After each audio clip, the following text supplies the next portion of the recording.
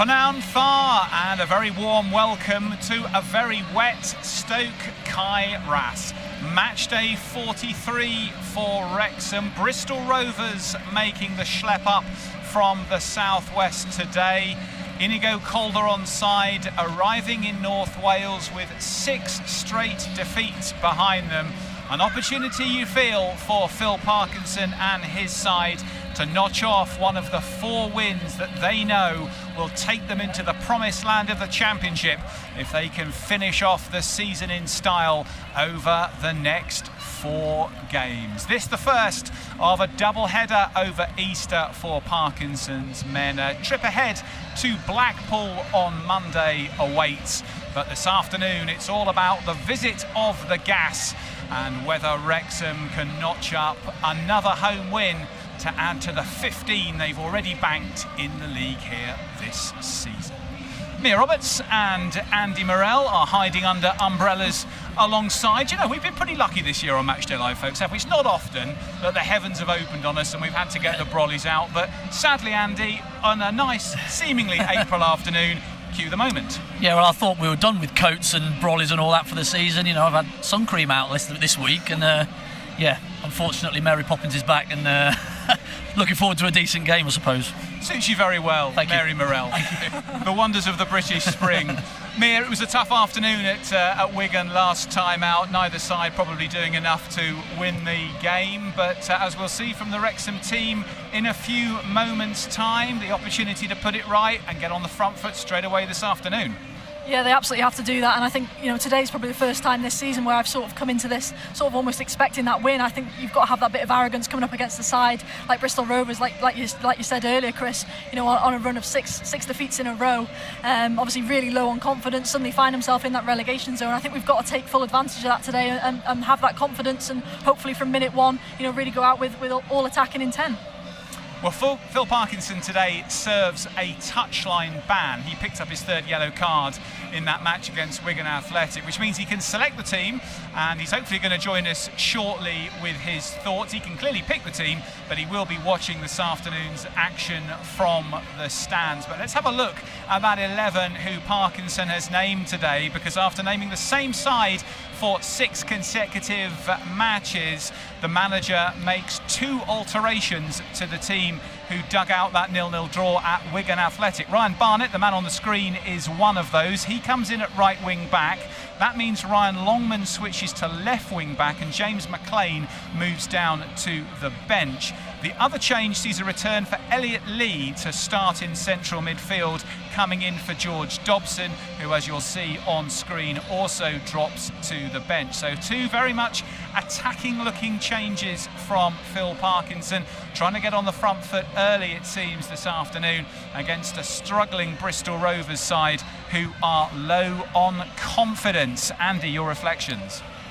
Yeah, well, last night I was writing the team out what I thought I would potentially go with. My job's obviously not on the line if I did, but those were the 2 changes that I wrote down and made purely off the back of they were the brave decisions he made against Burton here when he felt a team were there for the taking, and I think he's gone back to that because I think he feels the same way about this game today. The 2 will add forward momentum, they'll get crosses in the box, he'll add Elliot Lee will add a lot of guile in that centre midfield, and it just changes our dynamic a little bit. And coming off the back of a Wigan game that we didn't create a great deal, I think those 2 changes are really strong and really positive. It was whether he was going to be brave enough to do it, because we've been successful with the 11 that started the last 6, but he certainly has been. Mia, in that left wing back slot, the position you know well yourself, of course, we've seen Ryan Longman have some cameos there, often when Ryan Barnett's come on. I don't think we've seen him start a game from that position in his Wrexham career so far. What different challenge will that give him today? I don't think it'll be too different. I think, you know, he was probably one of the brighter sparks last week against Wigan, you know, particularly in those first sort of 10 minutes, 15 minutes after in that second half against Robinson. I thought he had him on toast for those first few, and it sort of looked like he was going to be the one to get that goal and make that difference in that second half, but sadly we just couldn't sort of keep that momentum. But no, today I think those 2 out wide should be really where our joy comes from. And as long as we can feed them and give them the ball, we've spoken a lot about that with the front two. Sometimes we're not giving them the service. Well, we need to make sure we're giving the ones out wide the service as well, like we did in the start of the season. I think maybe opposition teams maybe got a little bit too smart to it, clicked onto it a little bit, but hopefully if we can feed them two today, I think we'll have a lot of success. The Wrexham players just running out for their warm-ups behind us in their familiar red and white warm-up jerseys, and now Bristol Rovers coming out as well for their warm-up. What a good number of fans up from the southwest, the Gas, which is impressive going really, considering they are in such rotten form of late. Spanish manager Inigo Calderon remarking after their defeat to Exeter City last week that they were a League Two club, at least at the moment. So some strong words from a manager who is trying to guide his team away from playing in League Two next season. But since he took over on Boxing Day, his side have descended into the bottom four, and with Burton Albion picking up points, the Gas come here today with relegation a very realistic possibility. Andy, you've played the managerial mind games a bit in the past. What do you make of Inigo Calderon's comments? Well, it's do or bust, isn't it, I think, with that comment, because the players either take it one way or another. It's either, right, we'll roll our sleeves up and prove him wrong, or, oh, right, manager doesn't believe that we can stay in there. What's the point in us trying, sort of thing. But, yeah, I think them dropping in gives them certainly a different perspective on where they are in the league at the moment, and they should be buoyed to really work so hard to get out of it. They're the worst team away from home in the league. Figures say, only 11 points, only 11 goals, I think, away from home. So they've got a big task today. So whether they could, I thought they were fairly poor when we played them down there, and we shouldn't have really drawn the game in the end, in my opinion. So I think that's why he's picked the same team as he's picked, is to go straight at them and get at them as soon as we can and try and get an early goal. Ryan Barnett that day, Mia, of course, made the slip late in that game that led to the equaliser. Interesting that his return to the first team today as a starter will come against Bristol Rovers. Motivationally, does that add an extra layer, do you think, to him as he goes out this afternoon thinking, I owe Bristol Rovers one? Possibly. I think, as a defender, you do remember those little mistakes that you make, and he'll be wanting to put that right today, and he'll know he can do that as well. He's fully got the tools, in his sort of box to have those magic moments. We saw that at the start of the season so many times, and he'll be wanting to be involved in this starting 11 going into the last few games of the season because of the sort of moments he had earlier on. He'll want to stay in there now, so Phil Parkinson's given him that opportunity today, and hopefully he can do that. And he's still the leading assist maker in the league, Mia, despite the fact that he's had to play second fiddle to Ryan Longman since Longman's arrival. It just shows what an impact he had in that first part of the season. Well, he was so good, wasn't he? I mean, already we were sort of speaking about him as player of the season. I know how ridiculous that sounds, but he was just another level, I thought, above everyone else. And then, sort of lost his way a little bit with obviously Ryan Longman coming in. But that's what you want. You need that competition to drive standards, and I think if that's what makes Ryan Barnett even better, if that's even possible, then that only means success for this football club. Well, we mentioned a couple of minutes ago that Inigo Calderon was returning to the racecourse today. I say returning because back in 2012, Andy Morell to my left and Inigo Calderon faced off when Wrexham famously almost beat then Championship side Brighton and Hove Albion. Calderon was featuring that night for Brighton at right back. He had over 200 matches for the Seagulls. And on the right of the shot there, he's running away, having scored his penalty in that heartbreaking shootout. And who's that fella on the left, Andy, with those arms aloft on that famous night? He is a goose to centre forward right there. So tired. We're only 23 minutes in when I hit that one, and I was so tired. They had the ball the majority of the night, but we played really well. Do you know what I mean? And sorry. Yeah, we'll.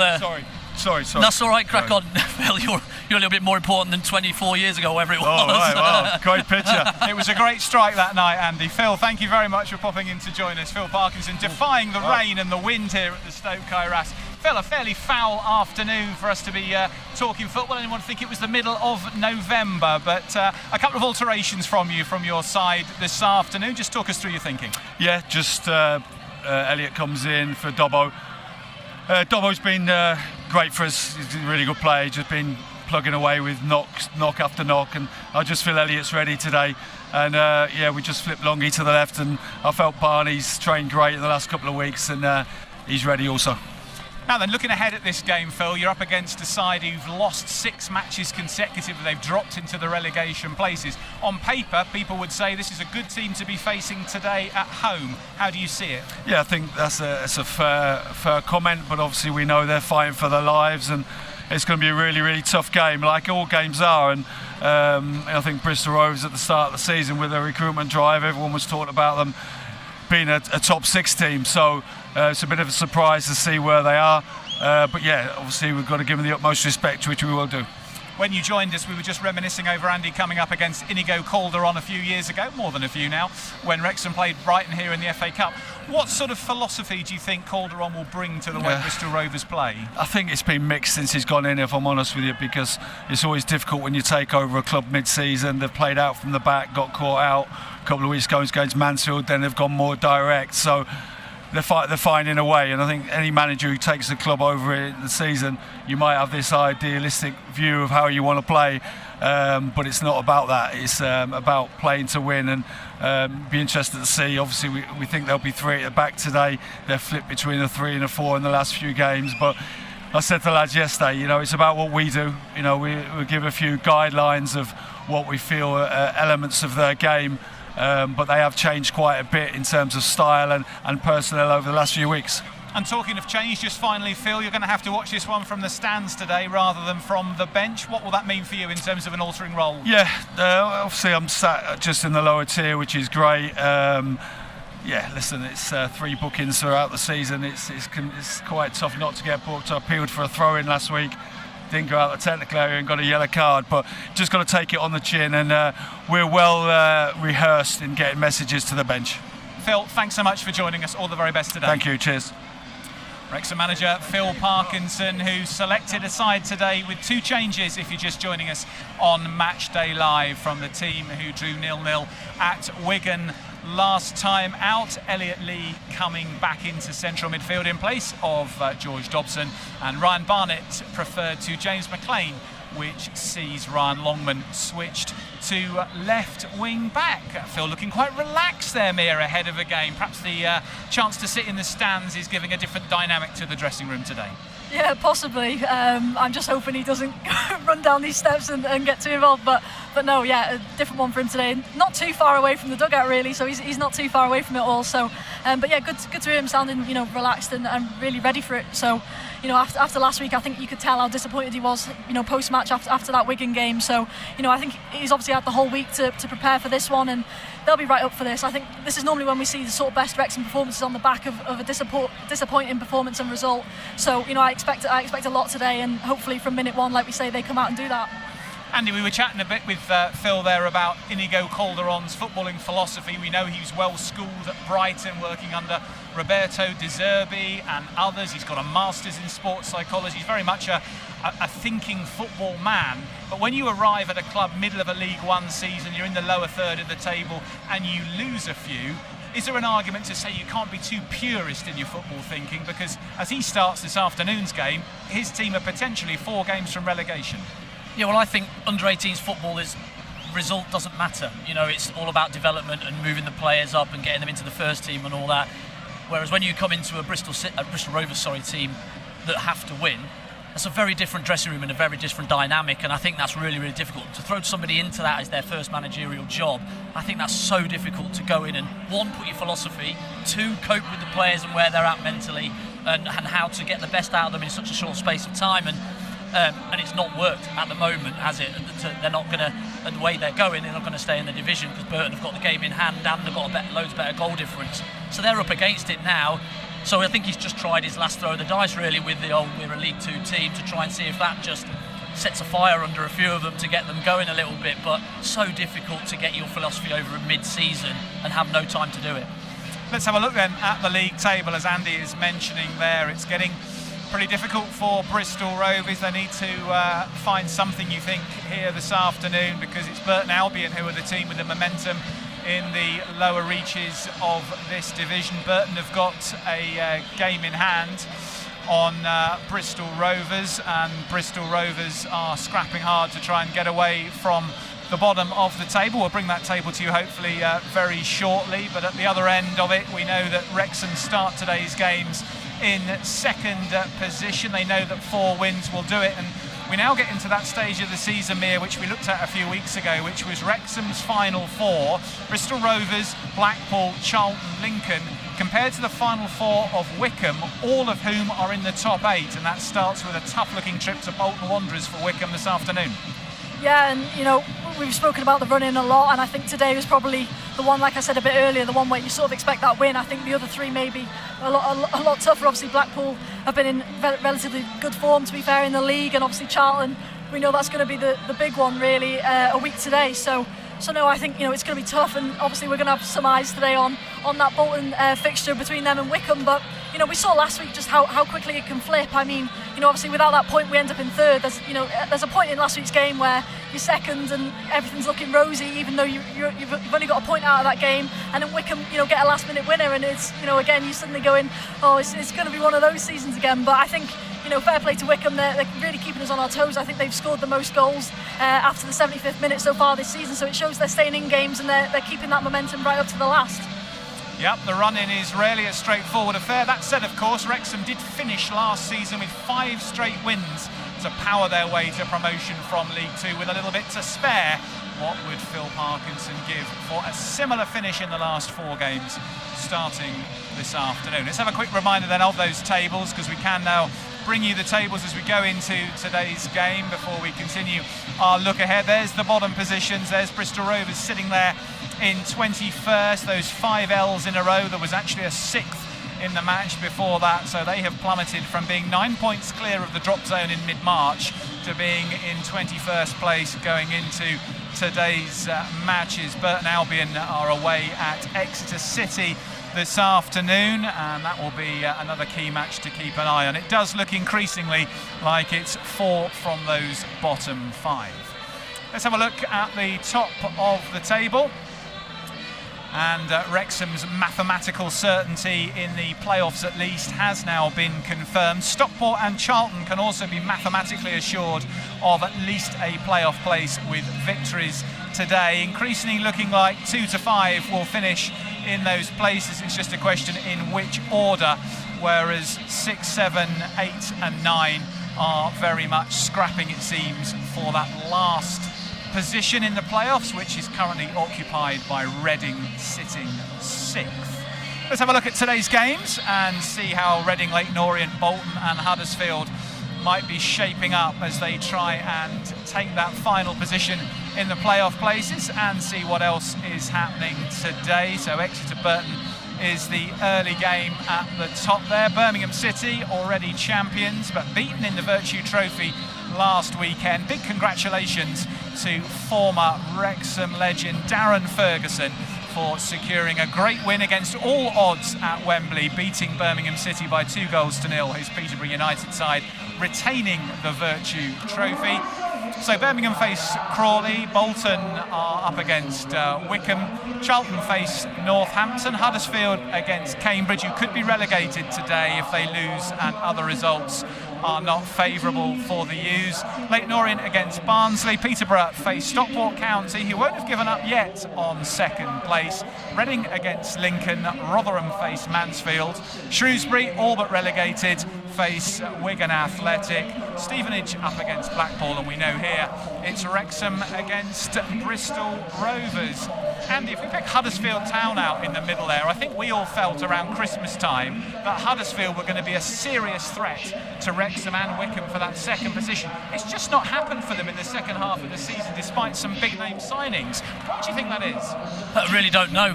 Manager change as well in there to try and lift the group, but that worked for one game only, and really they've slipped back into a similar sort of ilk. I don't know, I felt that they'd spent money, but it doesn't always work that way. You can spend it, but if it's not the right player or the right type coming into your changing rooms, it can affect the group, and it certainly looks that way, and they've replaced the manager with somebody from within and pushed them up, and that's not worked, and I'm surprised really, because I felt that they could really go and kick on and were desperate to get out of this division. As we did with Bolton, I thought they and their change of manager had them pushing the right way, and they've seemed to have just plateaued a little bit as well. So it's just still up in the air, isn't it? There's so many people, the 3 or 4 teams that can get into that 6th spot to try and push in, and they're normally the ones that go on and do well because they're in good form, because they've had to be. the danger is always the club that makes the late run. Mia, if I had to ask you now to put a fiver on who might take 6th, where would you go? I honestly don't know. I think obviously Reading are taking that spot at the moment, and I mean they were ones a few weeks ago we'd completely sort of ruled out of it as well. So it's a really difficult one, isn't it? I think if Bolton could get a result today, that would be massive for them going into the last few games, especially against someone like a club like Wycombe.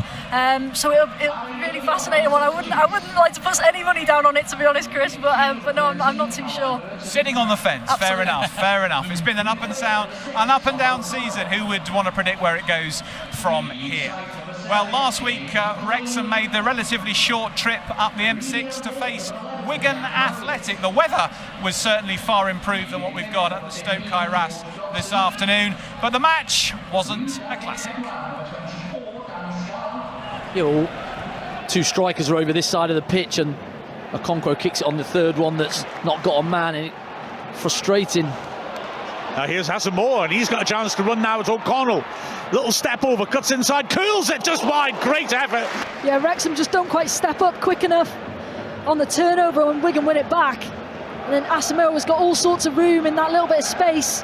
He does well actually to get the shot off, because Wrexham do in the end get men back behind the ball.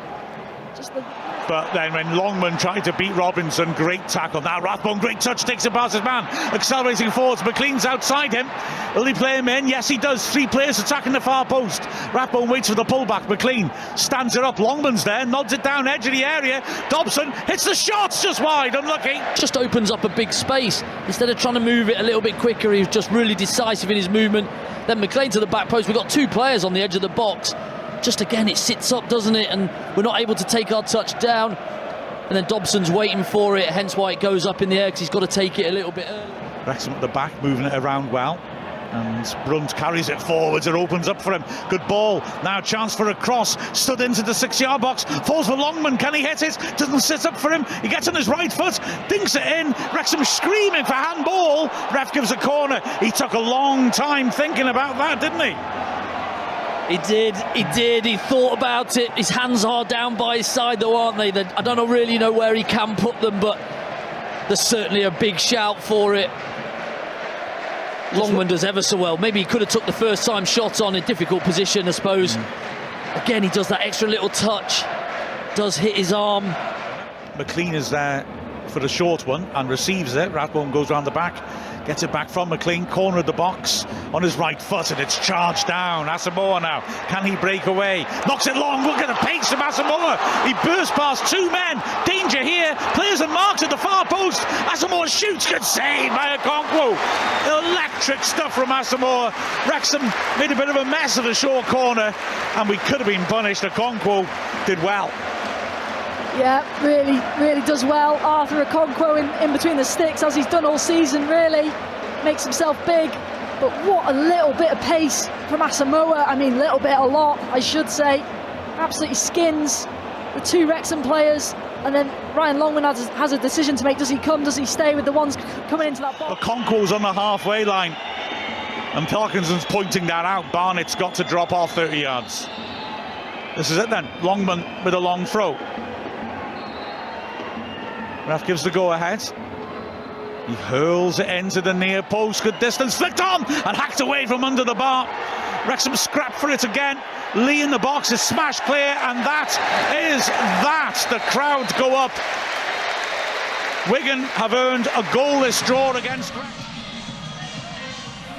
A stalemate then at the Brick Community Stadium last Saturday. Wrexham and Wigan both unable to find breakthroughs, and I think when we look back at the statistics of that game afterwards, one of the things that stood out to all of us was that Wrexham failed to register a shot on target in the whole afternoon. I wonder whether that's the kind of stat that led Phil Parkinson to make 2 attack-minded alterations today.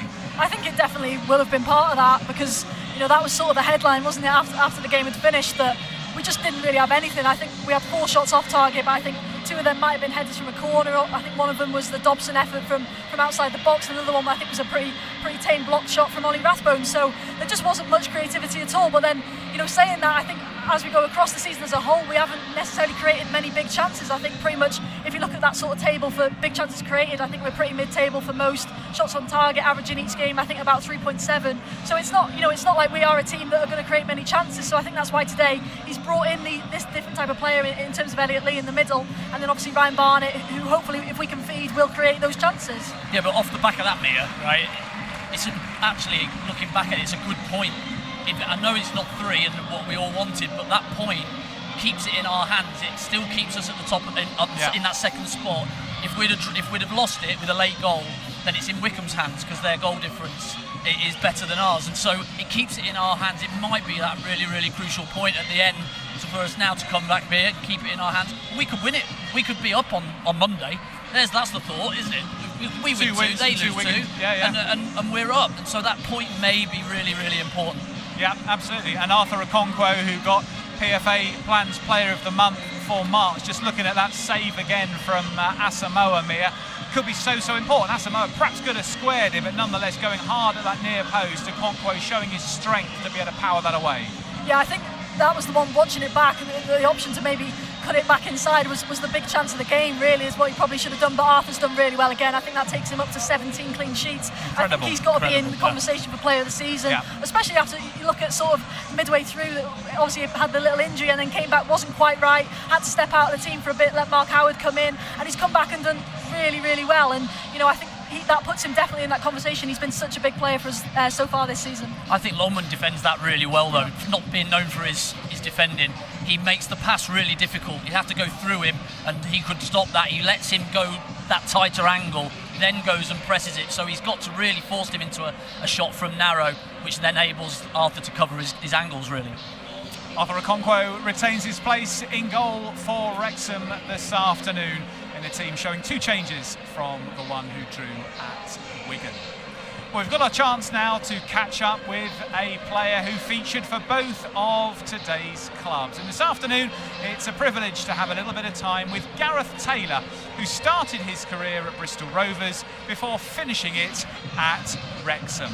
And I started, when I caught up with Gareth, by asking him about an injury which occurred very early on his footballing journey, which was to prove a crucial moment in how his career developed.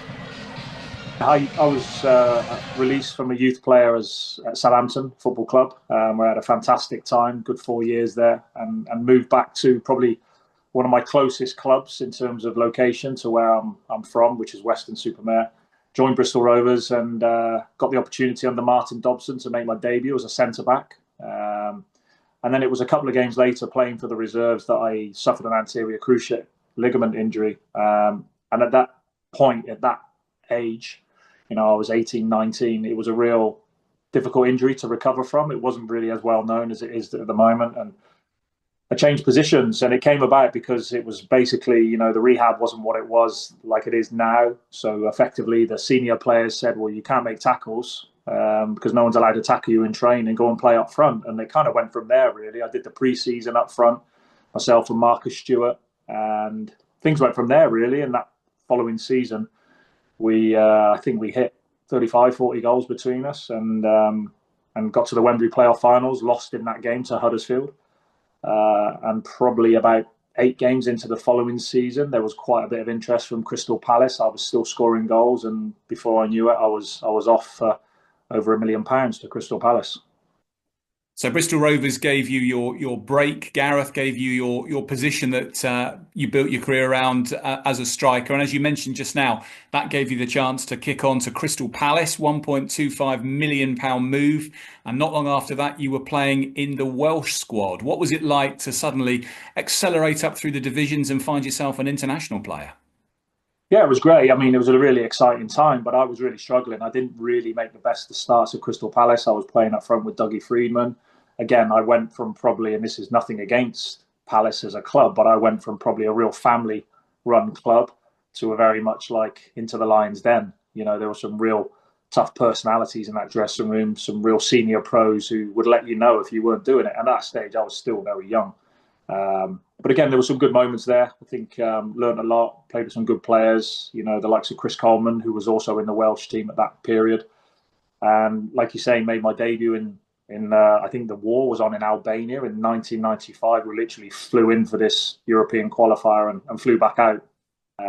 But yeah, amazing times. But I felt at that period like I wasn't settled in my football.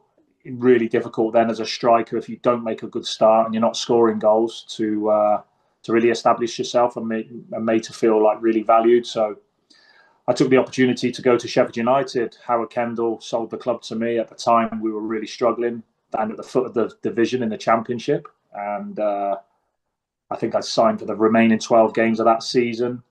We stayed up and I signed in the summer. And I think the following season, we actually went to Wembley in the playoffs and lost to my old team, Crystal Palace, in a really dull final where, I don't know if anyone remembers, but David Hopkins scoring a very good goal in that final. And having had that chance at Sheffield United, the big clubs kept coming for you, Gareth, because you had a £400,000 move to Manchester City shortly ahead of you. And that was the time, of course, when City had slipped down to what is now League One, uncharted waters for City's fans, and trying to find a way back under Joe Royle. And you had back-to-back promotions in that period. Yeah, I can remember playing Wrexham in that period. We played Wrexham on Boxing Day.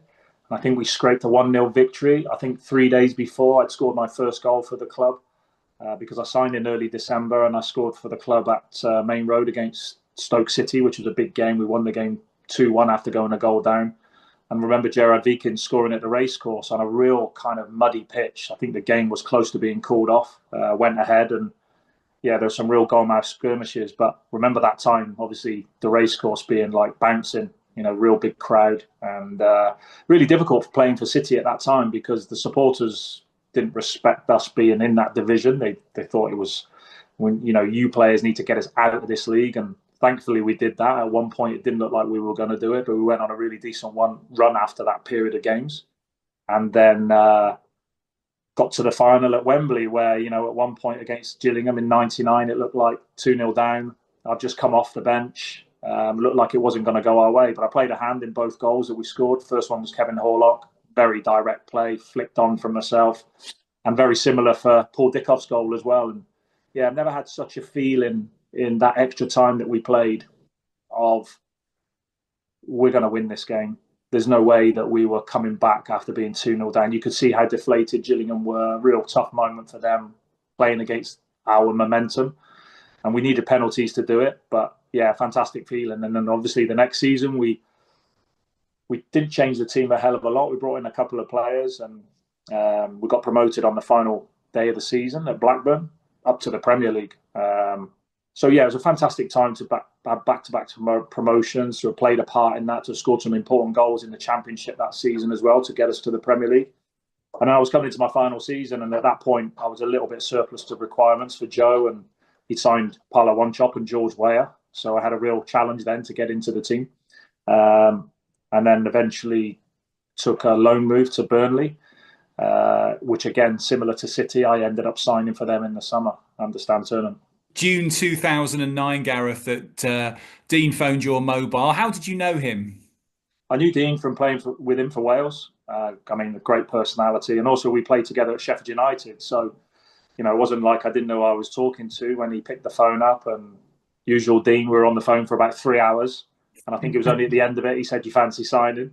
But what he really did well for me, Dean, was at that point, I'd started doing my coaching badges at Tranmere at 32. I think by that stage, I was an A-licensed coach. And I spoke to him about my desire to try and go down that avenue. And he was really good because he helped me and he allowed me to take the reserve team, which was great. Stood up in front of my fellow pros and tried to help them and give them some real clarity on what we wanted to do. And that was priceless, really. But I think it was a world away from probably the Wrexham it is now, certainly from a staffing perspective. I think, there was myself, Brian Carey, Michael Oakes, Dean, and Alan. Alan was the kit man. He used to do the food in the morning. He used to drive the minibus. But it was great. It was a good setup at Wrexham, and we came really close, obviously, in the playoffs on a couple of occasions. And but I enjoyed playing football there at the racecourse. Crowd were great. And, we played attacking football, which was good. It was always kind of myself, Andy Morrell, Andy Mangan, fighting out for the central role because no one wanted to play on the wings because that demanded you had to chase back. We used to let Mozza do that because he was quite fit. But yeah, great club and great personalities there. And of course, we went through some struggles as well where the club were on the verge of going into kind of administration, and the supporters were amazing, but they really helped save the club. Yeah, because that period when you were with us, Gareth, of course, those 2 seasons in the Conference National included the time when £300,000 was needed virtually overnight to start the 2011 season. Yeah, and I think, Jeff Moss takes a bit of stick, but I think he was great in a sense of he really tried to give Dean what he needed in terms of players. We recruited quite a few French players, and at one point we had a really good team, but obviously balancing the books is always going to be an issue. And Jeff had finally realised that he couldn't contribute anymore and put any more money into the club. So yeah, it was down to the supporters to really help and galvanise us. And yeah, just being involved in that period for me, never been involved in a situation like that. I've been at clubs before where ITV Digital money happened at Burnley, where Burnley had to restructure everything and sell a few players off, me being one of them. But yeah, I think, witnessing that and seeing the supporters and having that kind of really close relationship with the supporters as players, where at times we were literally going around with buckets to get money from the supporters. And I thought that was incredible, really. And when I see them now in the position that they are, with the support that they have with the owners and everything else, I think, wow, there's no other supporters who deserve it more than those Wrexham fans, because they really went through the mill at that period, and now they're starting to enjoy the benefits and see the club really thriving.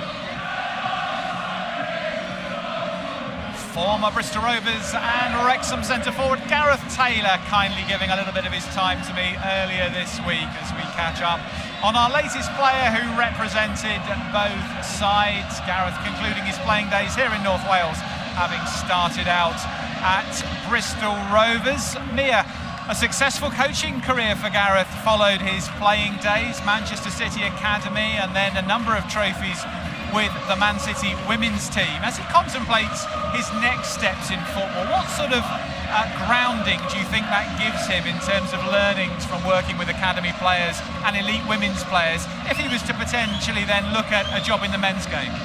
Yeah, I think it gives you a really good sort of broad sort of insight and sort of differences of experiences, and I think they've done that with a few former players now at Manchester City. I think obviously Gareth Taylor, Alan Marn, Patrick Vieira, a lot of them have gone through that Man City Academy and come out of it as real top coaches. I think Nick Cushion now, who's now back at Man City Women as well, so he's already got a really good little CV in front of himself. So I think it'll be really interesting to see if he does go into the men's game, say at what level is that sort of entry point, where does he sort of look to begin, and we could well see him possibly League 2, League 1. I think that would suit him really well. He's a really good coach, really really top level manager, so I think it'll be really interesting to see. And obviously great to hear him talking about Wrexham with fond memories too. Andy, you played with Gareth here. What are your memories of Gareth as a player and in the dressing room? Well, first and foremost, he's a good looking human being, isn't he? Right there. He always looked immaculate, looked after himself very well. Really good senior pro, played up front, down the middle for Dino, and it was a brilliant target man, really good first touch, and he was still mobile even though he was latter end of his career.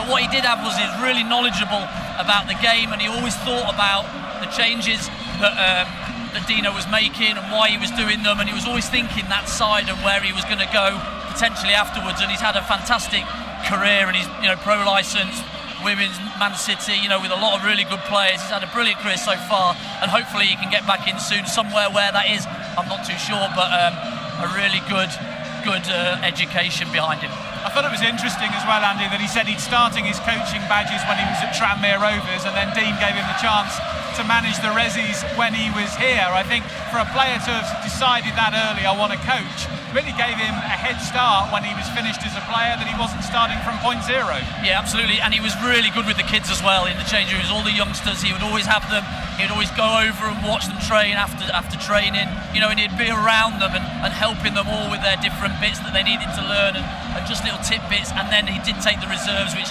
obviously helped him grow and just have that experience in a changing room, standing up talking in front of a group. That's the hard bit. You can do all the badges you want, but standing there and telling them what to do and where to do it.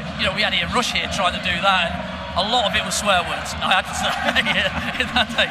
But no, it gave him that experience, and like I said, he's took it on and done very, very well for himself. And back to today's matters, Mia. 5 minutes or so before kick-off, we've said that it's important that Wrexham get on the front foot early here. The formation and the selection from Phil Parkinson suggests that is what he's keen to do. But this rain has persisted pretty much since late morning. How much of a difference do you think that might make to how Wrexham play this afternoon? Yeah, maybe a little bit. I have to say the pitch does look in very good condition though after the last few weeks, and we've seen a few sort of, you know, Andy always calling for players to sort the studs out, haven't we? Because there's been quite a few slips and falls. But no, I think, you know, it obviously could, especially when we like to do that direct ball. It's going to obviously skid a little bit more than maybe usual today, so we might have to take a little bit off it in terms of, you know, that connection with it. But no, I think we've just got to come out and go from minute one, really. Don't give these Bristol Rovers fans anything to sing about. They're here in, I think they've sold out their allocation today. They'll be in good voice in despite of where they are in the table. They're a really big club. So no, I think we've just got to go at it with all guns blazing really today, and we should absolutely get something from today. It was my favourite conditions, this, you know, warm enough, rainy, slick surface, you can get about slide tackles going in. I'm expecting a real big first surge from Wrexham and go straight for the throat and see how it goes. Well, we're pretty much ready for kickoff. If you haven't sorted out your match pass, head to wrexhamafc.co.uk/live and you'll see all the links there to the iFollow options. Andy Morell and Mia Roberts will be on co-commentary with Mark Griffiths. They'll then be back here at half-time with me as we dissect the first half's action, and we'll be back here, same link at full-time to pull to bed the final action of the game. Will this be another crucial win for Wrexham on their journey to the Championship, or are the gas going to come up from the southwest and rip up the form book and cause Phil Parkinson's men a headache? We'll know all those answers in just under 2 hours' time. The players are coming out now. We'll see you back here, same link on YouTube at half-time. Bye for now.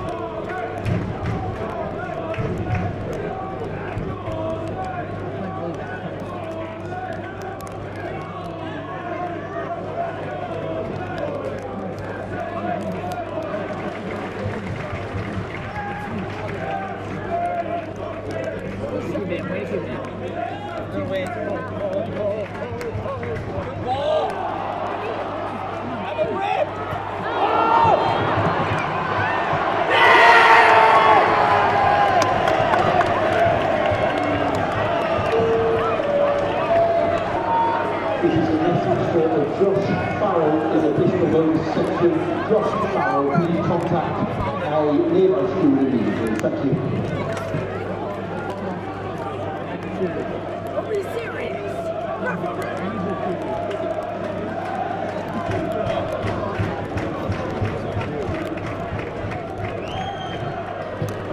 Good chance.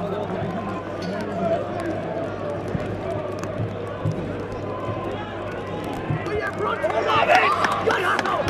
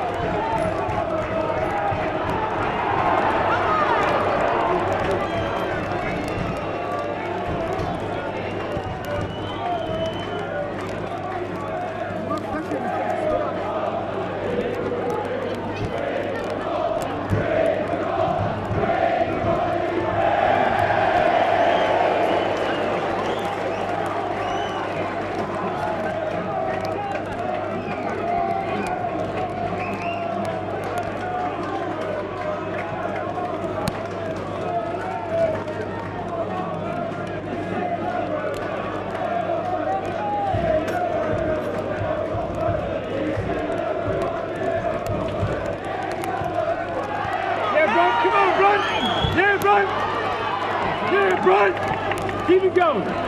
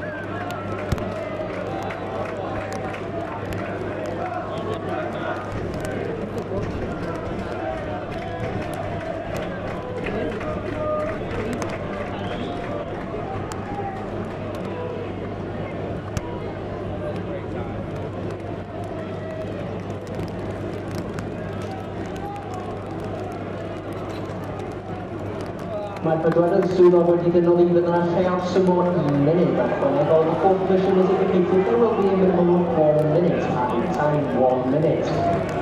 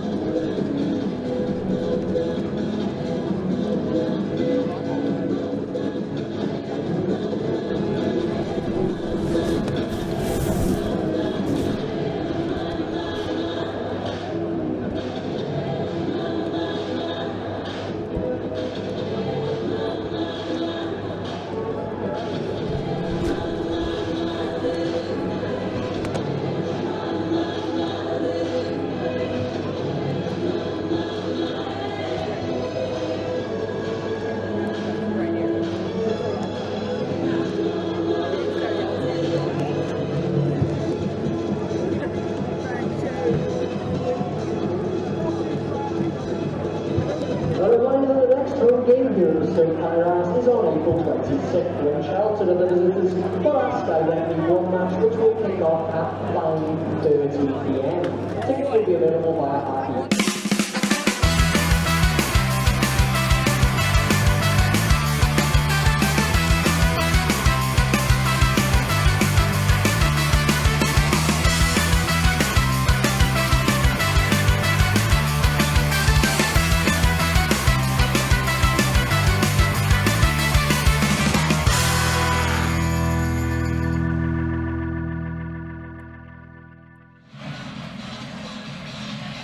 Welcome back to Matchday Live, half-time here at the Stoke Kairas, and Bristol Rovers have ripped up the script. It's Wrexham 0, Bristol Rovers 1. Taylor Moore's header just after the half hour. The difference between the two sides, and thinking for Phil Parkinson and Steve Parkin to do at the half-time break as the out-of-form visitors take a surprise lead into the interval. The first half an hour was all Wrexham, the gas struggling to get out of their own half. Wrexham coming close on a few occasions. Ollie Rathbone with a chip tipped over by Jed Ward. Elliot Lee also going close, and Max Cleworth with a deflected shot from distance, also testing Ward's reflexes. But on the half hour, Bristol Rovers earned their first corner of the afternoon, having struggled really to offer any threat. An excellent run from centre half, Moore getting away from his marker and directing his free header past Arthur Okonkwo. After that, Wrexham struggled to find the same rhythm that they'd enjoyed in the opening half an hour and didn't test Ward seriously. That really did seem to change the dynamic of the match, the Bristol Rovers opener. And I think Wrexham will be delighted to have the opportunity of a reset at half-time and think how they're going to break down the visitors in the second 45. Andy Morell and Mia Roberts have been enjoying the first half action on commentary. Andy, what did you make of it? I'm also enjoying, is the right word. It was enjoyable for the first half an hour. Absolutely, I thought 30 minutes, I thought we had the ball, we moved it quite quickly. And we made a few attempts on goal, a few shots on goal, good saves by Ward, who's in really good form for that first half.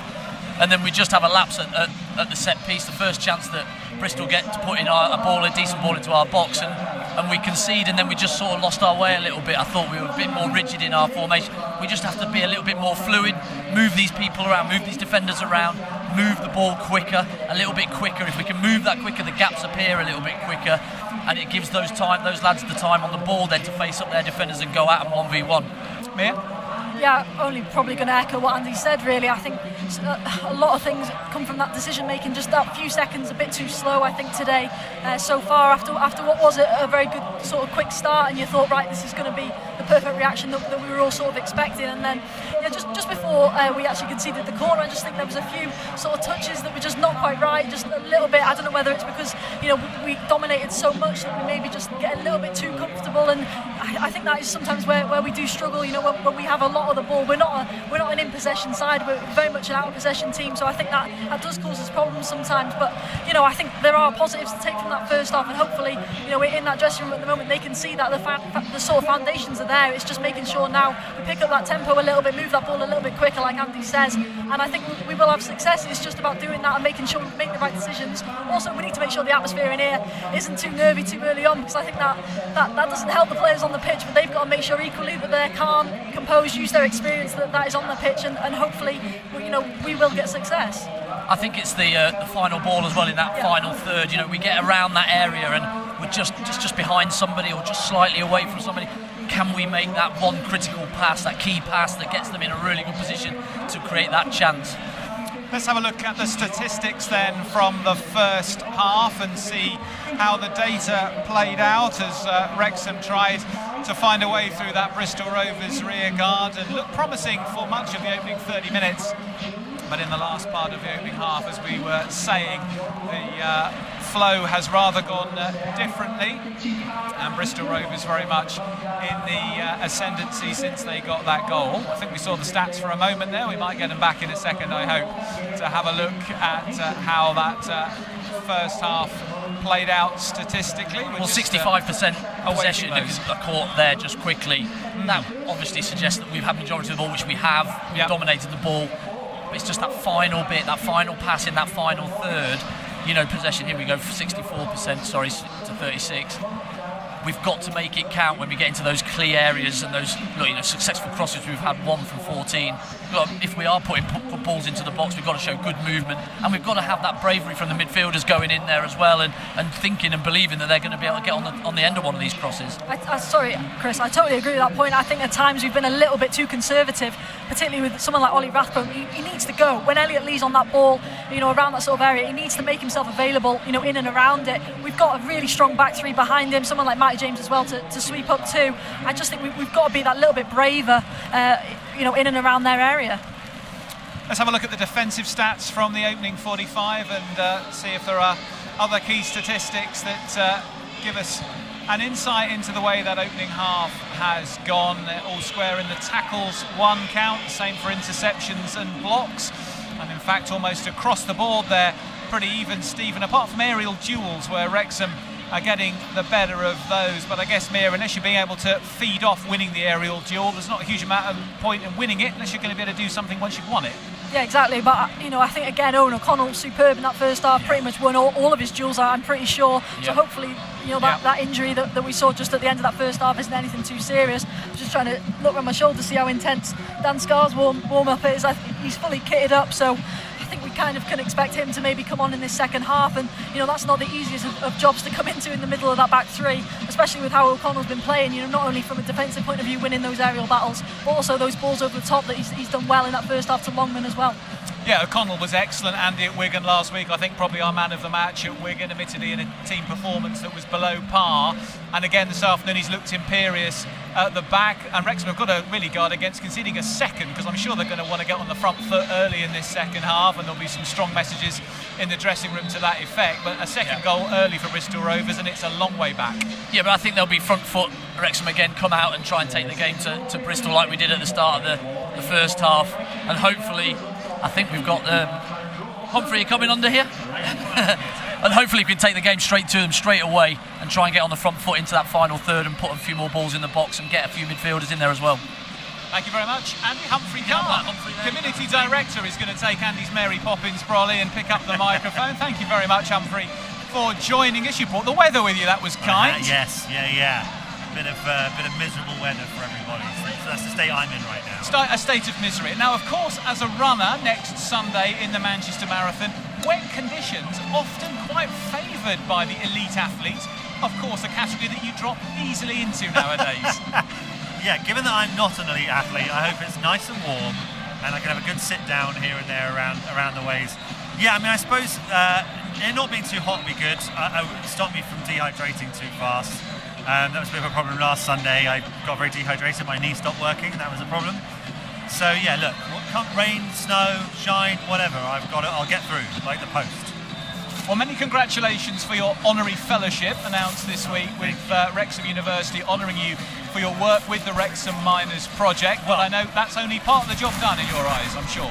Well, yeah, I mean, I have to say, the fellowship was not for me on my way, it was for Wrexham Miners project as a whole. So I was just the one that they were like, you talk, you go and stand at the front. So in the photographs, it looks like I was the main event. I absolutely was not. But yes, that was very nice, a great fillip for a brilliant organisation. And yes, the marathon, for those people that don't know at home, that I'm running is in aid of Wrexham Miners Project, a brilliant charity here in Wrexham. They are preserving Wrexham's mining history, but also working as a community hub in the here and now for adults and children with learning difficulties, homeless people, the elderly. So it's a great honour to be their patron, and also a great honour to run for them in the Manchester Marathon. And remind us, Humphrey, of what your fundraising target is for a week on Sunday. I'm trying to raise £100,000. I'm up to 80 at the moment, last time I checked. 20 to go. Yes, indeed. People can go to www.justgiving.com/pages/Humphrey, HUMPHREY -runs. I think that will get you there. You go on my Instagram, it's around, you can find it. I think if you search Humphrey Carr Just Giving, you'll find me. Yeah, absolutely. It's in the programme as well today, I think, with further detail. So as you plan, in all seriousness, Humphrey, to take this on next Sunday, when you started this, you told everyone you're not a runner. In fact, you hate running. I do. But standing up to a 26-mile marathon, are you going to set yourself little targets from the start? How are you going to plan your way through it? I mean, my main target is just to finish. Sure. And to do that will feel like a real achievement. But I've had lots of really good coaching. Gatorade is one of the club's sponsors. They've given me loads of support. Kev, the club's head of medicine and physiotherapy and things, he's given me loads of advice. I mean, I'm just trying to go at a reasonable pace for as long as I can before the wall kicks in. I'm going to try not to walk, but the reality is I'm going to walk for some of it, and just get across that finish line, drink 2 pints of chocolate milk, eat a pie. That's your plan, is it? 2 pints of chocolate milk, that's the reward. I'm imagining it on like a pole with a string in front of me, is a pint of chocolate milk and a pie, and I'm just going to chase them for 26 miles. Excellent. Well, Humphrey, of course, we wish you all the very best a week on Sunday. You'll have all our thoughts with you as you're making your way around the circuit. Just before we let you go, what do you make of today so far? Listen, I think it's fair to say we've not been our best. I think we need the crowd to help us. I think it's been very, very flat in here, very nervous. I think that's communicated to the players. I think they've communicated that back to the fans. So as the guys come out for the second half, I think we need a patented half-time kick up the arse. A bit of PP enthusiasm. Yes, indeed. Yes, indeed. But if there's one group of players that I would trust to do that, it's these guys. So we'll see. Fantastic. Humphrey, thanks so much for joining us on Matchday Live. Community Director Humphrey Carr joining us on Matchday Live. As you can see, the players are coming out for the second half. We'll be back here, same link on YouTube at full time for all the post-match reaction. Please join us then. Half-time, Wrexham 0, Bristol Rovers 1.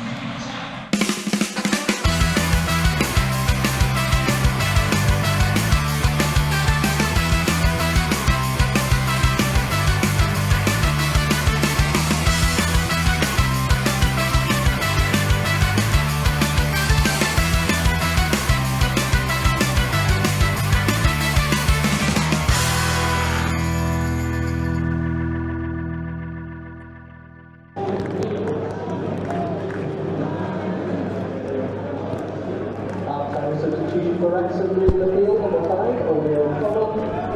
He's been replaced by number 24, Gareth Taylor.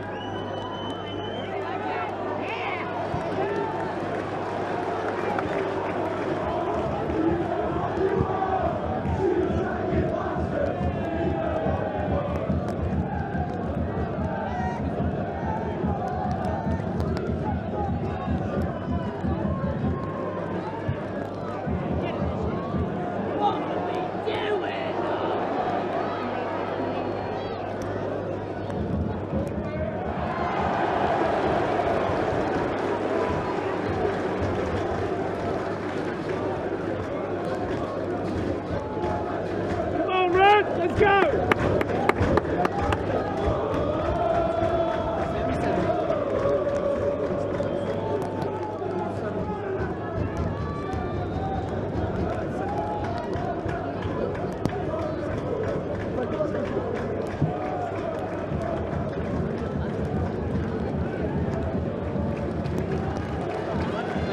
Substitution for Bristol Rovers, number 11 is Thomas, number 6, Lower.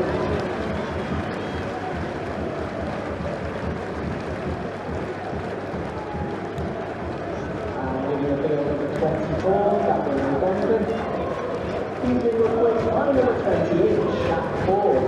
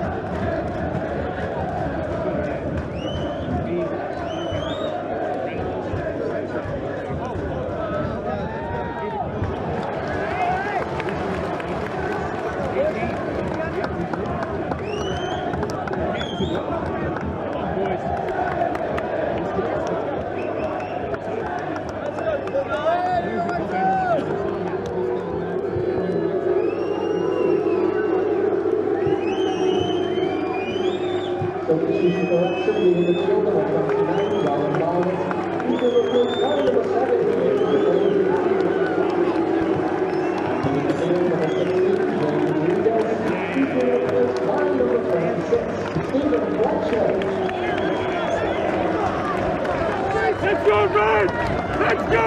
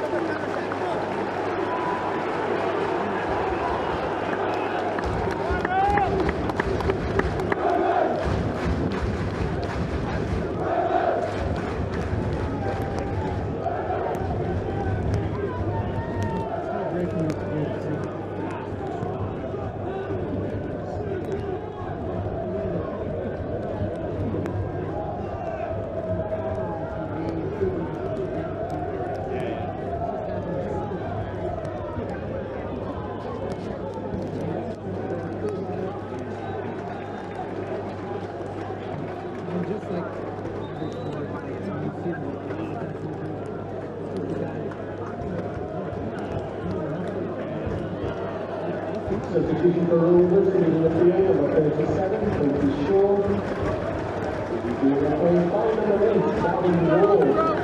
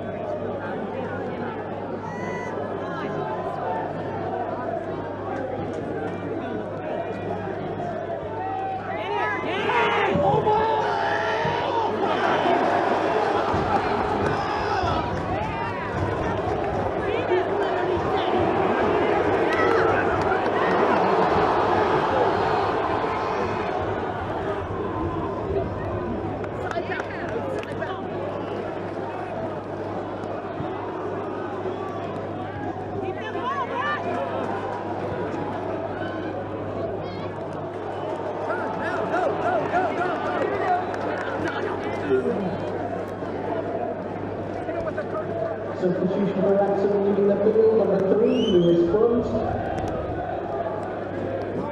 He is being replaced by number 15, George Dobson.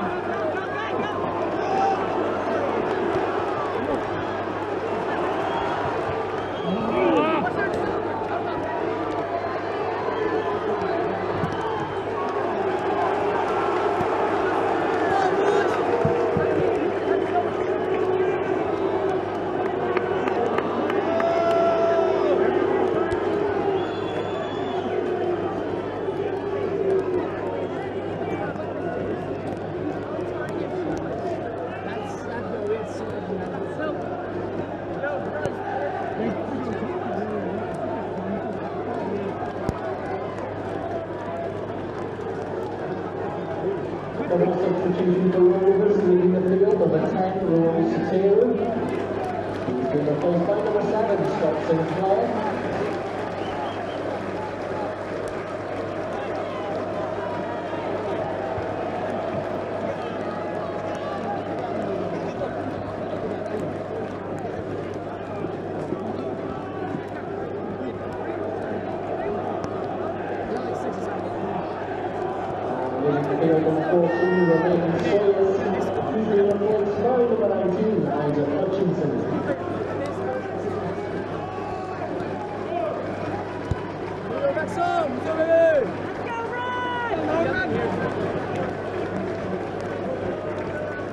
Keep it going, Red, let's go! Yo, keep let's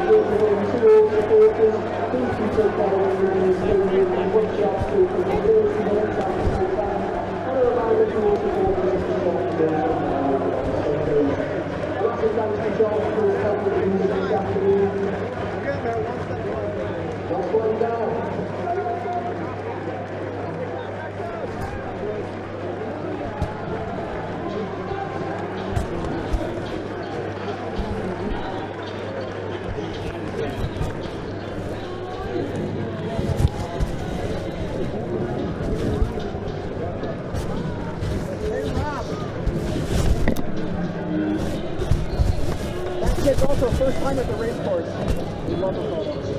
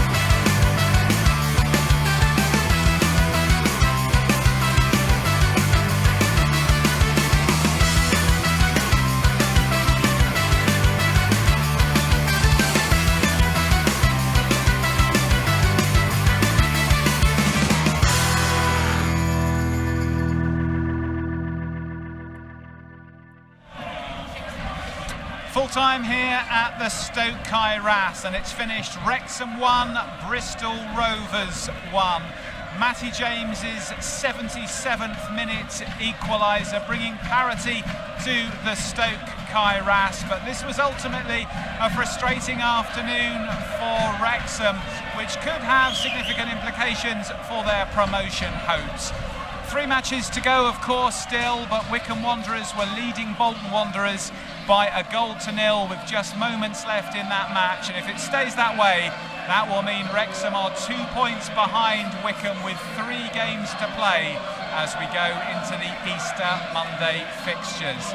Bristol Rovers defended for much of the second half. They had a half-time lead thanks to Taylor Moore's header, and Wrexham eventually found a way through thanks to a composed finish from James, who'd taken on the captaincy at half-time after Owen O'Connell was unable to continue.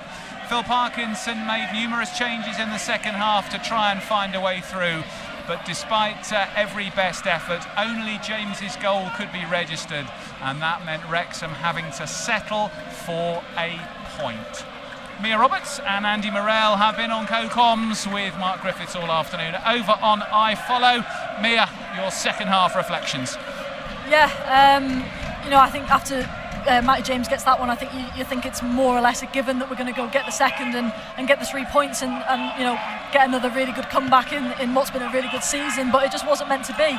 It just hasn't happened, and that's sometimes how games go. I just felt the ball wasn't falling for us in that little in the final area of the box today, and you've got to give credit to Bristol Rovers. They've stuck in there really well. They've put up a real good fight today, and that's something that probably at the end of this game leaves them with a well-deserved point, I'd probably say. Andy? I think there's been so many games like that for us this season that have fell our way. We were just unable today to get it to go our way at the end. We got back in the game, like Mir says, really composed finish, just a really nice first touch into his path. But then we didn't really, again, create. I thought the changes were really positive. McLean coming on, Fletcher coming on, really positive. But then we made the next one where Marriott comes on, and it just changes the dynamic of the front three, and it just that last 10 minutes didn't really work out the way that we thought it might. I think maybe leaving Leon in hindsight might have been the way forward, because they just got in each other's way more often than not. But yeah, we could have. There's so many games that we could have drawn here that we ended up winning 1-0 or whatever, and that's another one that is a really, really tight game, and unfortunately it's a draw rather than the 3 points that we all expected at the start of the game. And although Bristol Rovers struggled to really offer a threat in the second half, they had a big shout for a penalty in the 90th minute. Shaq Ford going down, and manager Inigo Calderon incandescent with the fourth official that it wasn't given. How did you see that one? I thought it was a bit shoulder to shoulder. There was contact that way, but I'm sure that Scar managed to get a little toe on the ball, toed it off Ford, and it went out for a goal kick. So I think the referee was right on it. He would straight away pointed to a goal kick, and I don't think it's a pen. Mia, were you in agreement on that one? Yeah, I mean, I don't think we saw it back too much because it was in quite an intense period of the game. But yeah, I don't think for me, if he gives it, I'm not sure I agree, to be fair. Let's have a look at the statistics then over the 90 minutes to see the tale of how this one played out. Wrexham having to be content with a point, as we've been saying this afternoon. Had the majority of the possession, as you can see at the top there. 14 shots to just 5 from Bristol Rovers, and 5 on target this week. They didn't register a shot on target at Wigan, so there was certainly more attacking threat. The successful crosses a little bit low relative to the number, and 6 corners to 3. Mia, anything stand out for you there? Yeah, again, obviously, much better in front of goal, like you say, than last week. But those clear-cut opportunities, just like Andy says, those last 10 minutes or so, it just didn't feel like it was going to come after getting the momentum off the Matty James goal, which is such a shame, especially here at home when we feel like we can almost suck that ball into the goal at times. With the momentum we get, it's really unfortunate, and I think this will be one that is really painful. I think a lot of the players looked dejected when that final whistle went. I think that again there could have been a few extra minutes added on, but that's if buts and maybes. So it's a really frustrating one, and they'll be really disappointed now, but it's a quick turnaround. They've got to pick themselves up and go again on Monday. I think their keeper played really well today. I thought he looked really assured. He really good hands when balls were going in the box. He didn't drop anything, and then when called upon, when needed a save, he did do that early on. We didn't really test him enough. We had 14 shots there. Could have maybe tested him a little bit more as 5 on target. But I thought he did really well and looked really composed. You know, the ball came through, didn't it? And he just took that touch on the edge of his box just past Smith. I thought he did very well. Yeah, credit to Jed Ward today in goal for the Gas. Let's have a look at the defensive statistics and reflect on those as we dissect how this one played out. Pretty even Steven on the tackles one and on the interception. Bristol Rovers having to make more clearances over the 90 minutes. Well, you'd expect that with Wrexham very much on the front foot in terms of possession and territory and pushing hard for the win. The aerial duels battle came back a little bit more even in the second half, and 5 blocked crosses. Yeah, Mia, I think from a Bristol Rovers perspective, Inigo Calderon's got to say that was a very good defensive effort. Absolutely, yeah. I thought they were, really resolute at times. I think, we spoke before pre-match about how, obviously Phil Parkinson going a bit more attacking minded today with Ryan Barnett, Ryan Longman both starting, and Elliot Lee. And I thought out wide they pretty much nullified Ryan Barnett, full stop. I don't think he had many opportunities in the game. I thought Thomas was really good, and I think he probably got taken off because he was on the yellow. And I think Ryan Barnett will be really disappointed with that, because it felt like a real opportunity for him today going into the last few. And yeah, I think it's just going to be one that's going to be quite a painful one in there at the moment. It'll probably be quite a sombre mood, but it'll, like I say, they've just got to pick themselves up, because there's still not many points in it. Wycombe, like we know, got a tough run in, got a really tough game on Monday. Sure. We've just got to make sure we're right there, and now we're the ones chasing. Yeah, well, I think Ryan Barnett's momentum seems to have just been halted a little bit, where he was playing week in, week out, and he was in that rhythm, and he was very, very good, like one of the better players in the league. I thought he was brilliant early on, but then when Longman comes in and he's pulled out the team for a rest or whatever, he's never been able to then get going again, really, and it's just that momentum of that rhythm that he just seems to have dropped out of. We'll take a look at the full-time scores around League One today, because of course the context is everything. Wycombe Wanderers were across at Bolton Wanderers this afternoon. Tough place to go, the Tough Sheet Stadium. This looked like a tricky trip for Michael Dodds' side to make, but Wycombe Wanderers have gone across to Lancashire and have actually added a second goal to win that game by 2-0. That is an outstanding win for a Wycombe Wanderers team that are chalking up away wins again now. They won at Huddersfield, they've won now away at Bolton as well. All those games at full time, apart from Peterborough's match against Stockport, which is in injury time. Stockport with an equaliser there to make that 1 each.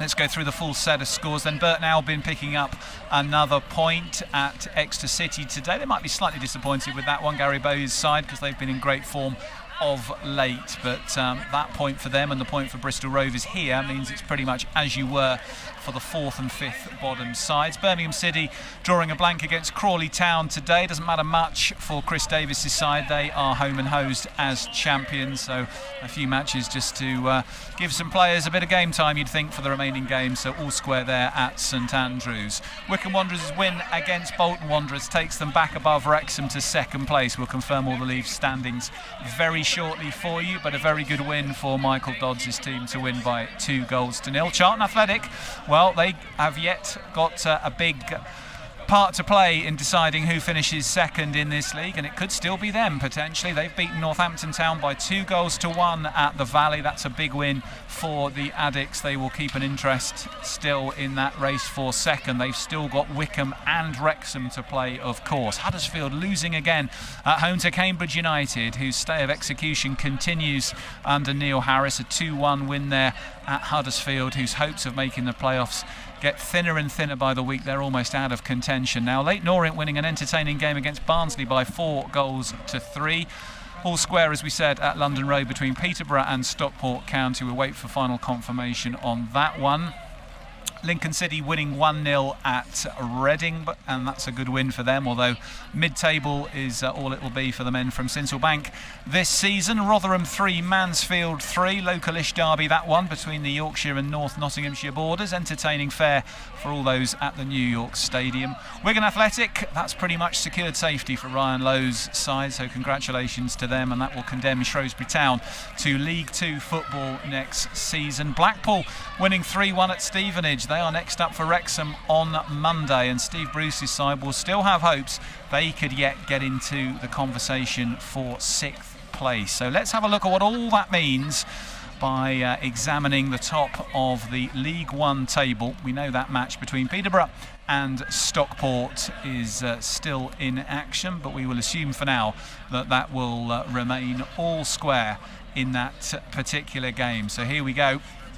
Wycombe Wanderers edge above Wrexham. It's now in their hands. 3 wins for the Chairboys and they will finish second. Wrexham will need to keep up the pressure on Michael Dodds' side. Those 3 draws in the last 4 games stemming Wrexham momentum, and the goal difference also in Wycombe's favour by 5 goals, 32 against 27. That match at London Road has finished now 1-1. Charlton Athletic, well, they're still in the conversation, as we've said, 79 points. Stockport on 78. It's going to be a long road, you'd think, for them from here. But Charlton, with the top clubs above them, Wycombe and Wrexham, to still play. If Charlton win both of those 2 matches, that would take them up to 85 and would clearly result in 0 points in those respective matches for Wycombe and Wrexham. So Charlton are still in this conversation, and look at that form. 4 wins from the last 5. Nathan Jones doing an excellent job in South London. Leyton Orient edging up to 6th. They go past Reading. They're starting to win again under Richie Wellens.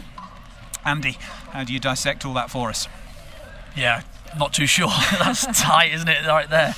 And like you say, Charlton have got a big say in this last 3 games, because they go to Wycombe next week and then they play us obviously here. That's huge games, because they take points off Wycombe and they're within 2 of them, aren't they? And I just think that it's tight. Who can keep their nerve? We said it about 3 or 4 weeks ago, didn't we? Who can keep their nerve the most? If Charlton come up on the rails, Andy, and finish second here, it will be one of the great steals, won't it? Absolutely. Because they've not been in the conversation all season, really, in terms of the top 3 spots. And if they nip through at the end and finish second, it will be the ultimately timed run. Yeah, but they have got 2 tough games coming up. Do you know what I mean? You'd say on paper, but they have got the momentum and they have got an opportunity that nobody expects it, do they? And so they can just go for it and play free. And Huddersfield Town down there, we touched on them pre-match, 4 defeats in their last 5. They are not mathematically out of finishing 6th, but they are all bar the shouting. Well, you look at Reading as well, they've beaten Wycombe and then go and get beat by Cambridge today. It's mental, this league. Yeah.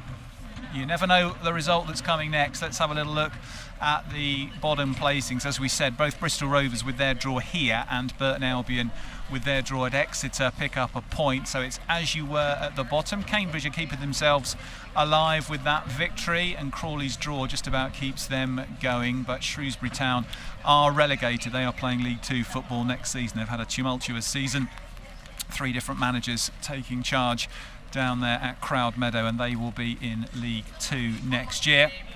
Bristol Rovers and Burton then both on the precipice. Northampton not quite out of danger as yet. Mia. Yeah, obviously, happy to say we won't be playing Shrewsbury Town next season. I thought I'd be happier to say that if we were confirmed to be going up and saying it in that sense, but no, down there again, it just shows you can't judge anything from where teams are in this league. I think, I said to you before the show today, and I said on the show, I expected a win today. I came here very confident, and I think a lot of people in this ground probably did. Bristol Rovers team, in real bad form, looking really low on confidence, just real lack of quality in the last few games, didn't look really up for the fight at all, and then today come out and get themselves a point. So it really shows it doesn't really matter. Obviously that changes now as we get closer to the end of the season and teams are more solidified in their league position and things are sort of cut and dried, but I think it just shows you anything can happen. Just looking at the table as well, we've dropped points against Shrewsbury down at the bottom, we've dropped points against Cambridge twice, and we've dropped Bristol twice as well. So they're really points that you look back on and go, and if you're going to get out this league automatically, then they're the games that you maybe look back on and go, we should have maybe done better. And Wycombe Wanderers a few weeks ago, Mia, the goals were drying up, the points were seemingly drying up, but now all changing again, and to wrestle momentum back, fair play to them, because they were there to be hunted down. They've sat in second for months. Wrexham have gone past them. It looked like a more favourable run-in for Wrexham, and now suddenly Wycombe are back in the box seat again with 3 to go. Absolutely, and that'll give them so much confidence, looking at this result after they finished up with that 2-goal lead as well. And I think does it maybe show that being the chaser is maybe takes that little bit of pressure off you, and that they've sort of relished in that since they've gone below us. Hopefully now they're back up to second. Maybe they'll drop off again. Who knows? But no, that hopefully maybe they get a bit too ahead of themselves, and we've just got to hope now that Charlton get something from them on Monday. But I think you look at their running, and we've said it's tougher, but that keeps your focus razor sharp. When you get playing teams at the bottom and you think that we've got easier on paper, they're the games that you can possibly take your eye off the ball, and really not have that mental focus that you should have, that you do have for those games when you're at the top, because you have to be at best to get anything out of them.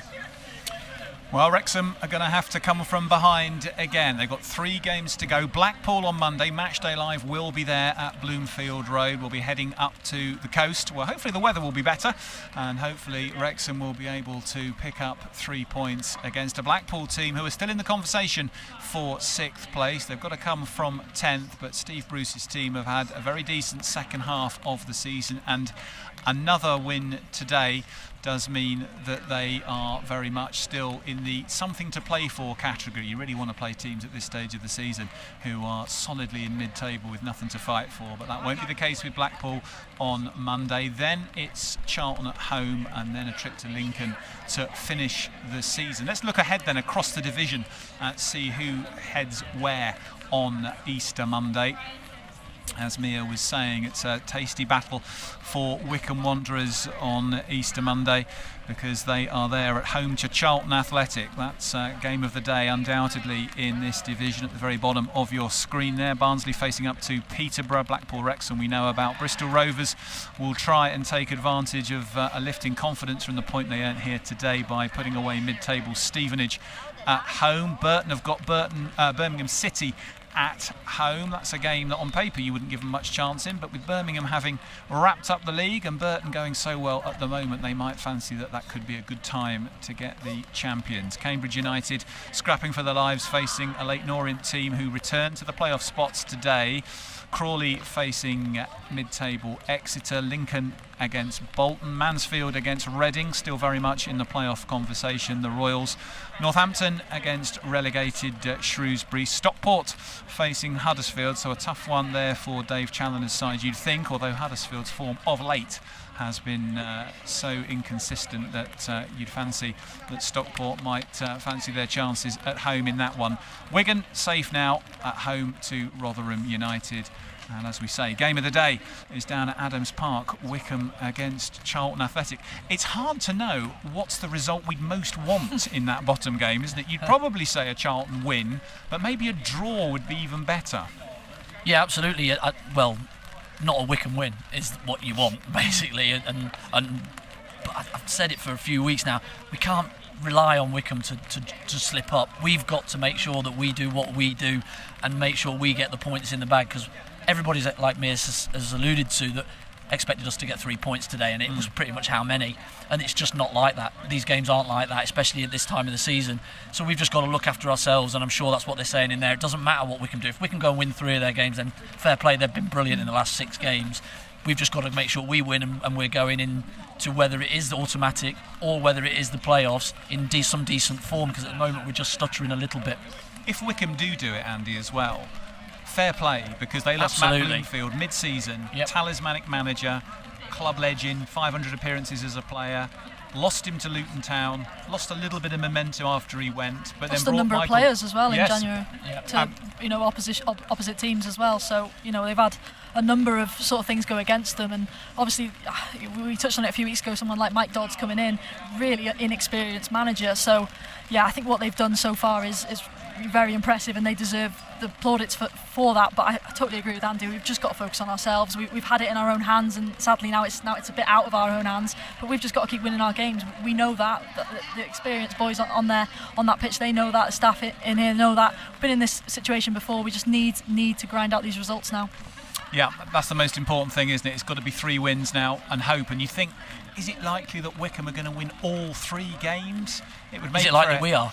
Well, that's a different question. The form that we are, and we're not putting teams to the sword. We're not creating lots and lots of chances at the moment. It's a little bit bitty at the moment. It is a grind, but it has been a grind all season for us, and we've had these balanced games, a lot of them, and fell our way with an individual goal or whatever it was, a bit of brilliance that's fell our way.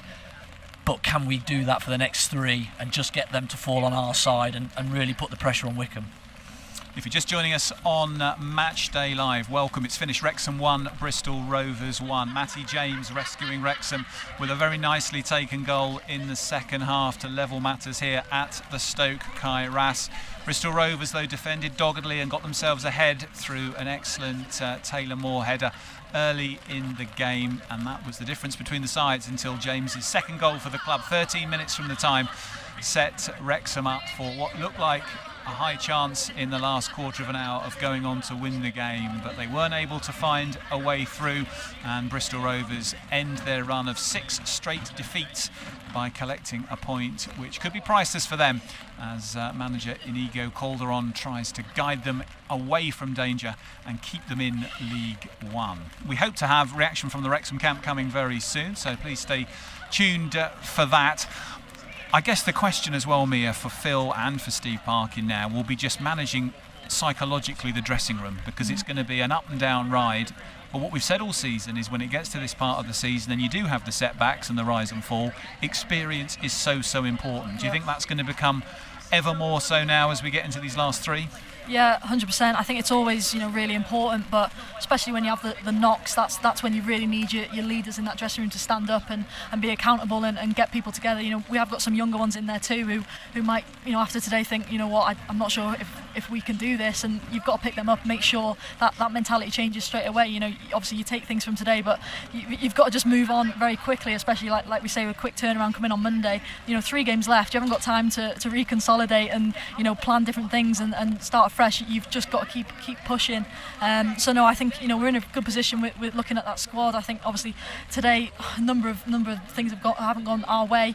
Look at that Owen O'Connell one as well. That's not great news either if that's too serious. But then I thought Dan Scarr came in and did really well. Did well, didn't he? Yeah. I thought he did. Yeah, So you've just got to hope now that continues and like we say, just pick ourselves up and you've touched on it there. The mentality aspect, the psychological aspect, it's huge, and that can sometimes be the difference in these chases. I don't think it's necessarily the experience of age that you need, it's experience of this situation of being at the top of the leagues, and we've got that. We've had it twice in the last two years, and so the lads have been through it. Whether you're 22 or 24 or 38, whatever you are, if you've been here a year or two, you've had experiences of being at the top and the pressure that brings, and hopefully these lads that can really stand up, push their chests out and then go, right, we've got 3 to go, got nothing to lose now, let's go for it. And if it is to be the playoffs, and we very much hope it won't be, just a reminder of how that works. The 3rd place team will play the 6th place team, and that will be initially the first game of a 2-legged playoff will be played at the home ground of the lower place side. So if Wrexham were to finish 3rd, they would travel to the 6th place team first in that 2-legged playoff. The second game will then be played here at the Stoke Kai Ras, and should Wrexham prevail, they will then head to Wembley for a one-off game against the winners of the other semi-final. So the playoffs are always a nerve-jangling series of matches for all supporters concerned. 4 teams going head-to-head with their whole season hinging on the outcome of potentially 2 matches, which could become a 3rd if, of course, you can get yourself through to Wembley and play that one-off game, which is to be played towards the end of May. So we'll confirm all the details of dates, locations and timings if that applies to Wrexham, and we probably won't know the answer to that for at least another couple of matches. Blackpool ahead on Monday, Andy, a ground you know well, probably almost as well as you know this one. What sort of, or maybe even better. It's a bit different to it was when I was there, put it that way. It's got some seats in it, some stands. Yes, it was very much work in progress when you were there, wasn't it? And going through a period of transition. But you know the ground, you know the atmosphere. What will Wrexham be running out in front of on Monday?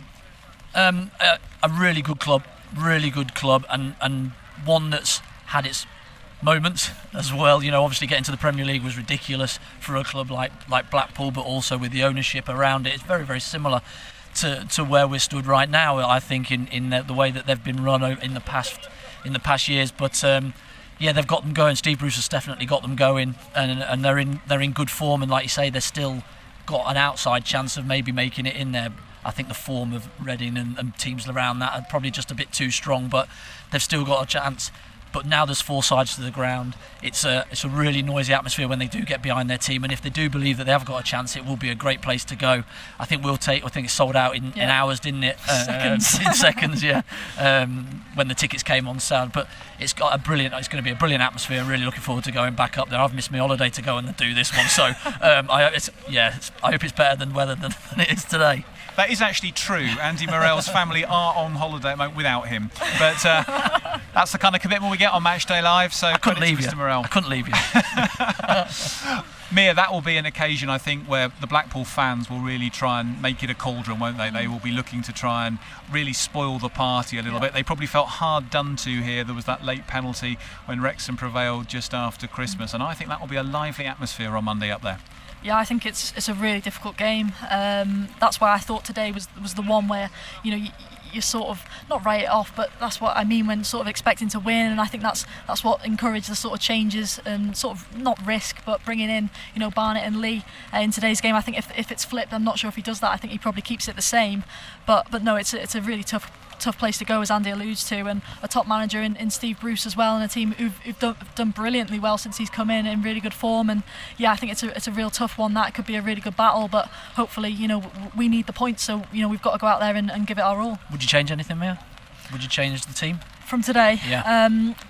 It's a difficult one, isn't it? I think I thought Elliot Lee in moments was almost back to his best today at times. I thought he's really the first good. half hour. Yeah, I thought he got us going really well, but it's an interesting one, isn't it? I'm not sure whether he does go back to Dobson. I think maybe, obviously, we might see Scar starting, but I think James McLean will almost be a definite coming back in. I think for me, I just don't think Ryan Barnett's done enough for himself today, sadly, which for me it's gutting, because I think he's such a good, important player for us, and he just hasn't been able to do that today.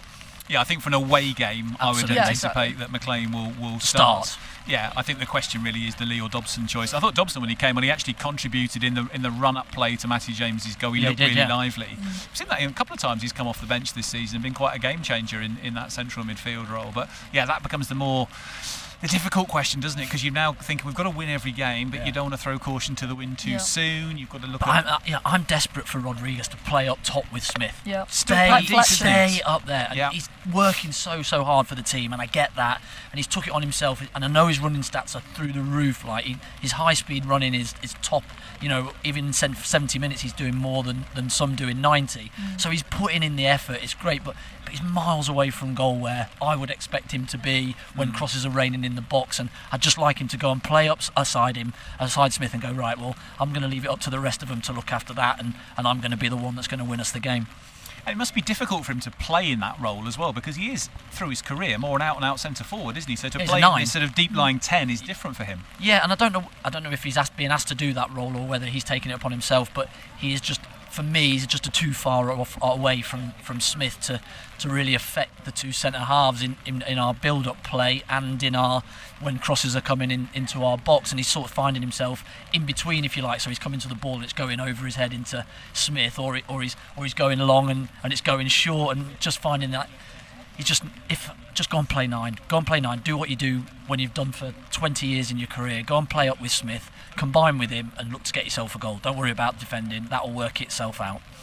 Yeah, and Smith's service, Mia, that he's had in the last couple of weeks, it's slightly better day than at Wigan, but he has little to work with, hasn't he, really? Yeah, but again, that comes off Andy's point, when these balls are getting fired into him or wherever, if he's literally got no one around him, it makes it 10 times more difficult, to even if he gets that touch right, he hasn't got an outlet, because that gap between him and Rodriguez is so far. And even if Rodriguez is going to drop a bit deeper, you then need someone like Ollie Rathbone, Elliot Lee to get closer to Sam Smith themselves, and they've got to do that work. But it's just not quite happening as it was in the last few weeks, I don't think. And again, you just don't know why that can happen in football. Sometimes form just does come to sort of its own end. But I think for me that there looks to be a little bit of maybe tiredness in legs. Maybe that's something we need to take into account as well. But yeah, it'll be interesting to see. I do expect him to sort of keep it the same. I think he will. Monday, sorry. But I think Rodriguez started really well today. I thought he was right up, and he got a lot of touches of the ball. And I think we mentioned in commentary that he's had more touches today than they had in the whole game at Wigan in the first sort of 15 minutes. Really,